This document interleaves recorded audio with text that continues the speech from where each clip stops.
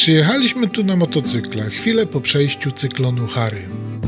Drogi miejscami zasypane kamieniami, powietrze ciężkie od wilgoci, morze niespokojne, a wyspa jakby wstrzymała oddech. I właśnie w tym chaosie Sycylia pokazała swoje prawdziwe oblicze, surowe, dzikie i cholernie autentyczne. No jesteśmy przepakowani, rozpoczynamy naszą podróż po Sycylii, przepakowaliśmy nasze klamoty z walizek, z samolotu do kufrów i ruszamy w drogę. Co nas spotka, tego nie wiemy, będziemy żądni przygody. Z duszą na ramieniu ruszyliśmy na te nieposprzątane jeszcze drogi.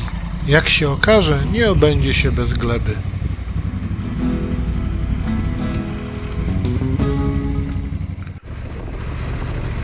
Pierwszy dzień obcowania z motocyklami wydatnie nam się skrócił.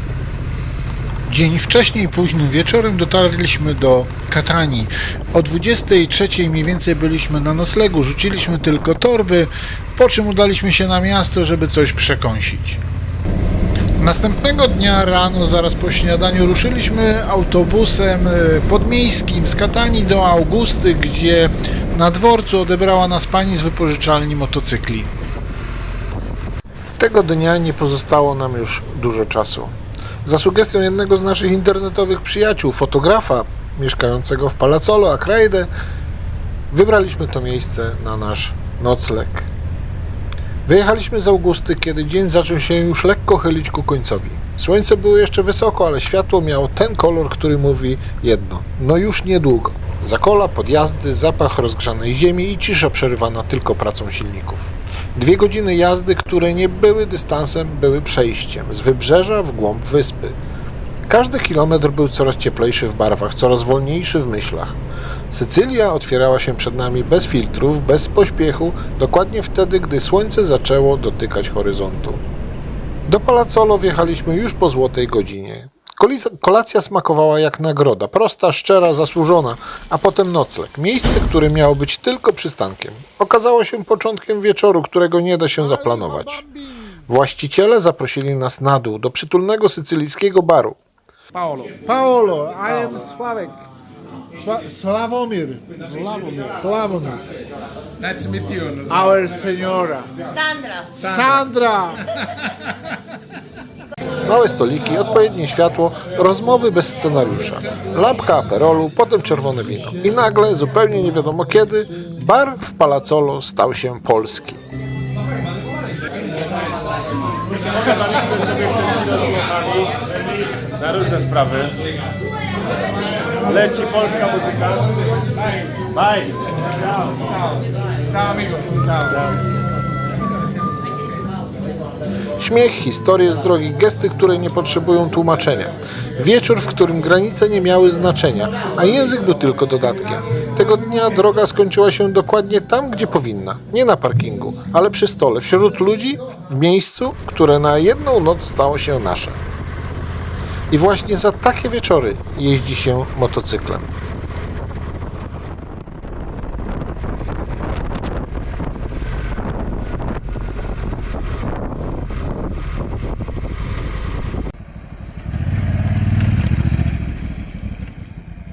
Z Palazzolo Acraide wyjechaliśmy z samego rana w kierunku Corleone, które było dzisiaj naszym celem. Corleone, której nazwa kojarzy Wam się z pewnym nazwiskiem, z nazwiskiem pewnego Vita. Ta nazwa jest jednocześnie miejscem i mitem pochodzącym z powieści Mario Puzo i filmem Francisa Coppoli. Droga prowadziła przez serce Sycylii. Spokojną, surową, daleką od turystycznych wyobrażeń. To była jazda, w której krajobraz nie krzyczał, on opowiadał. Zakręt po zakręcie w rytmie silników i myśli, które same wracały do historii tej wyspy, pełnej honoru, milczenia i wyborów bez dobrych odpowiedzi. W połowie drogi zatrzymaliśmy się w Caltagirone. Miasto to znane jest z ceramiki, kolorów i schodów Santa Maria del Monte, które wspinają się ku górze jak opowieść pisana kafel po kaflu.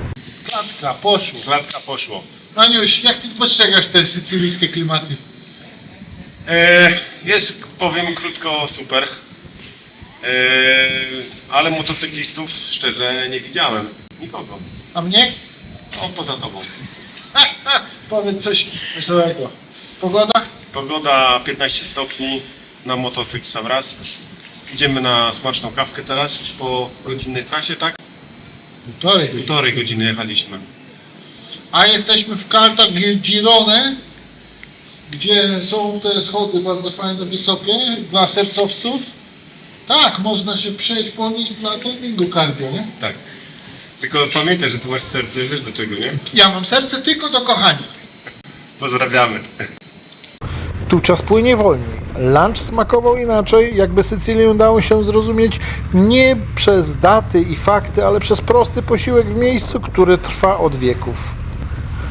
I właśnie stąd droga zaczęła coraz mocniej kojarzyć się z Ojcem Chrzestnym, powieścią Mario Puzo i filmem Francisa Coppoli, w którym Sycylia nie jest tłem, ale charakterem surowym, milczącym, pięknym i bezlitosnym jednocześnie. To tu rodzi się przekonanie, że rodzina jest wszystkim, nawet jeśli cena bywa wysoka. Corleone było coraz bliżej, ale ten dzień miał dla nas inne zakończenie. Nie dotarliśmy tam. Zatrzymaliśmy się w Caltanissetta. Nocleg pośrodku wyspy, w miejscu bez legendy w nazwie, ale z ciszą, która pozwalała poukładać myśli. Z piękną starówką, z fantastycznymi ludźmi i z niezłym jedzeniem. Tu na nocleg przyjmował nas Orlando wraz ze swoją piękną żoną. Nocleg fantastyczny, fajne mieszkanie na 4. piętrze, gdzie dotarliśmy windą, których nie brak na Sycylii.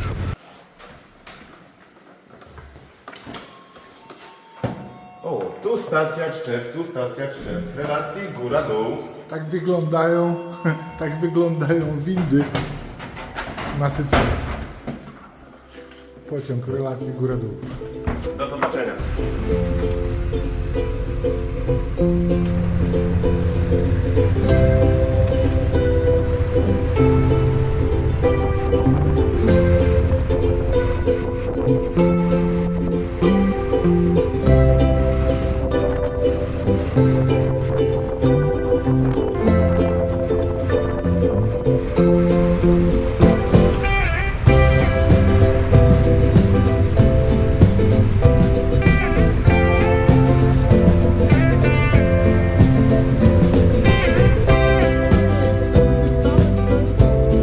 Nie każda droga musi kończyć się tam, gdzie zakładałeś. Nie każda droga musi się kończyć tam, gdzie zaczyna się opowieść. Czasem wystarczy być w jej cieniu i jechać dalej następnego dnia. Tak też uczyniliśmy. A celem na kolejny dzień była Etna, wulkan cały czas aktywny. Aktywny w swojej okazałości, aktywny w swoim jestestwie, aktywny w swojej historii. Wspinaliśmy się pod górę ku jego kraterowi. Niestety, jak widzicie, zalegający na poboczach śnieg to tylko przedsmak tego, co będzie wyżej. No niestety nad Etnę nie dojedziemy, jest droga zaśnieżona, zasypana. Nie dało się tam pojechać dalej. Niestety nie dało się tam też dojść. Droga była zasypana. Styczeń to jednak jeszcze nie ta pora, kiedy można to miejsce odwiedzić bez strachu, że się tam nie dojedzie. No ale nic, skoro ten plan nam nie wyszedł, a mieliśmy jeszcze 2 godziny do zachodu słońca, postanowiliśmy ruszyć do Taorminy, miasta jednego z najdroższych na Sycylii, jak nie najdroższego.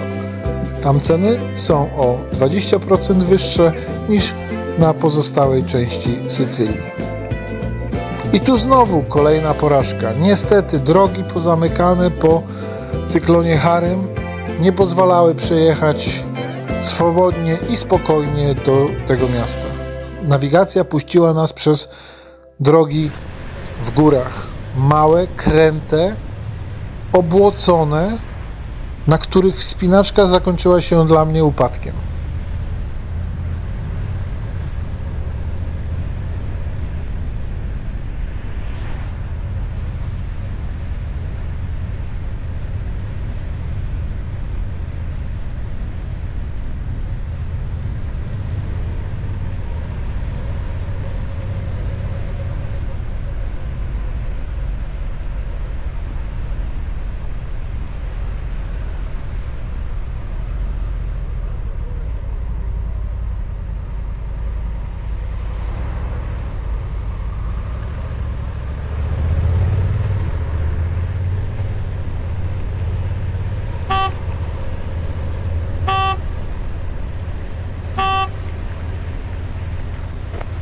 tym momencie zeszło ze mnie ciśnienie i pojawił się natłok negatywnych myśli.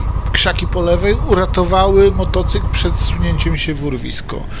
Czemu facet, który wszedł mi pod koło, nie zainteresował się tym, by pomóc mi podnieść motocykl? Co by było, gdybym był tu sam? Nie jeździcie sami w pojedynkę w nieznane drogi, gdziekolwiek by to nie było. Do wniosków z całej tej sycylijskiej wyprawy za chwilę przejdę, bo są dwojakie. Ale na razie przejdźmy i skupmy się na tym, co jeszcze wydarzyło się tego dnia. A tego dnia ruszyliśmy w powrotną drogę, zawróciliśmy. Strach był jednak większy, być może to był rozsądek. Pojechaliśmy do miejscowości Dziarek, gdzie chcieliśmy już tylko zjeść kolację i położyć się spać. Sen jednak nie nadchodził, gdyż dyskutowaliśmy o tym, co się stało i co mogłoby się wydarzyć. Zostawmy już to. Kolejny dzień, kolejny mały cel, Syrakuzy, a potem nocleg w Noto.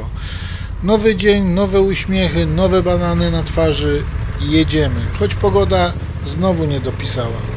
Z Dziary wyjechaliśmy wcześniej, jeszcze zanim Etna na dobre zrzuciła z siebie poranną mgłę.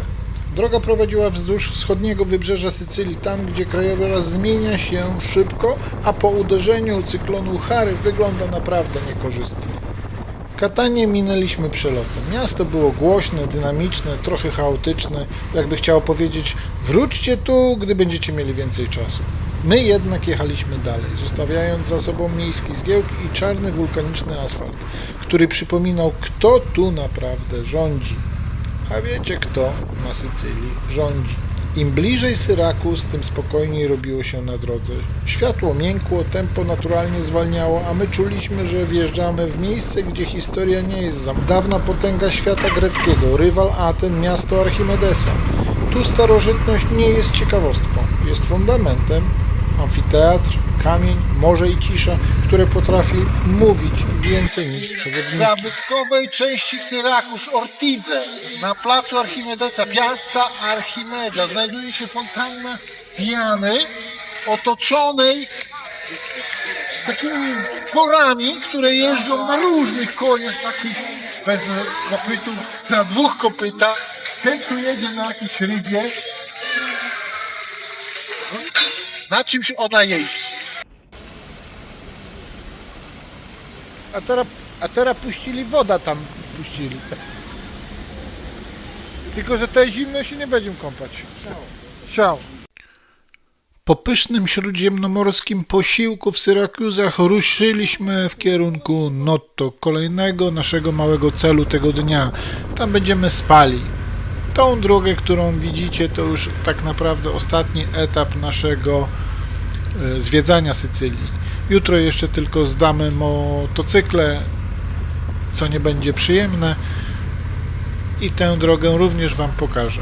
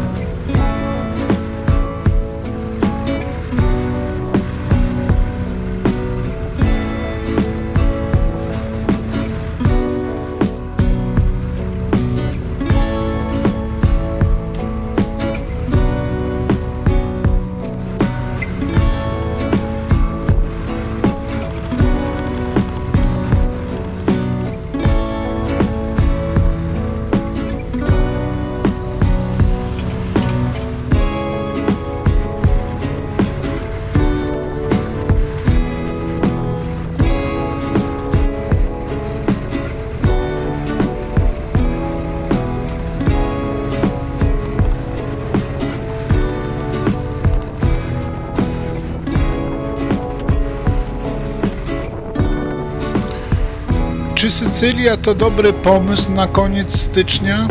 Niekoniecznie. Dzisiaj bym jednak poczekał z miesiąc. Temperatury jeszcze niezbyt wysokie, zmienna aura, deszczowo-słoneczna.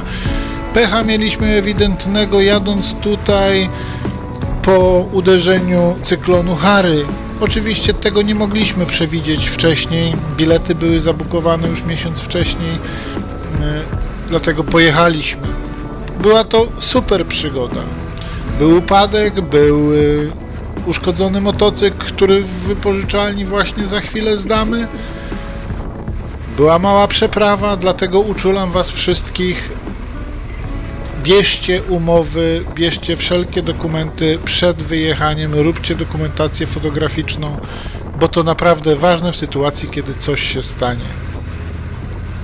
Ludzie na Sycylii bardzo mili, szczególnie kiedy daje im się zarobić. Nie ma tu zbyt wielkiego przepychu na tej Sycylii. Ludzie nie zarabiają zbyt wiele. Średnia pensja to 1300-1400 euro. Wielu zarabia po 700. To naprawdę niewielkie pieniądze. Dajmy im zarobić, jeśli możemy. Wszystkie miejsca, w których nocowaliśmy, kosztowały mniej więcej podobnie. Wszystkie są godne polecenia i linki do tych noclegów zostawiam Wam w komentarzu i w opisie tego filmu. Do zobaczenia następnym razem. Kolejny pomysł na film to porównanie Sycylii z Maderą. O kosztach, o tym co widziałem i o tym co się bardziej kalkuluje, co poleciłbym Wam, żebyście wybrali na pierwszy raz. Do zobaczenia.